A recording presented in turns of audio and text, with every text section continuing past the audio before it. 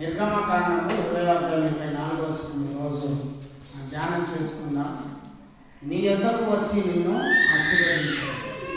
ప్రభువైన యేసుక్రీస్తు ఈరోజు మాట్లాడుతున్న వాగ్దాన సందేశం, ప్రవచనాత్మకమైన సందేశం, నీ యొద్దకు వచ్చి నిన్ను ఆశీర్వదించాడు. Praise the Lord. హల్లెలూయా.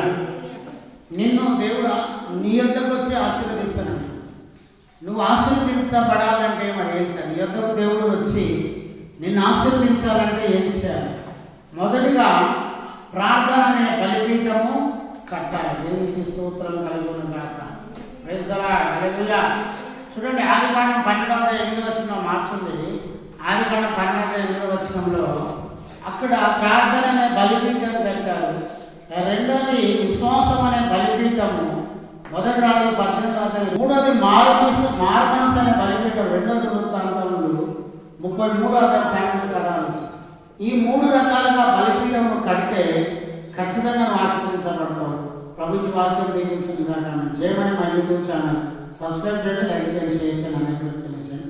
మీ ప్రార్థన అవసరం మా కాల్ చేయండి. మా cell number 99489303. God bless you. Amen.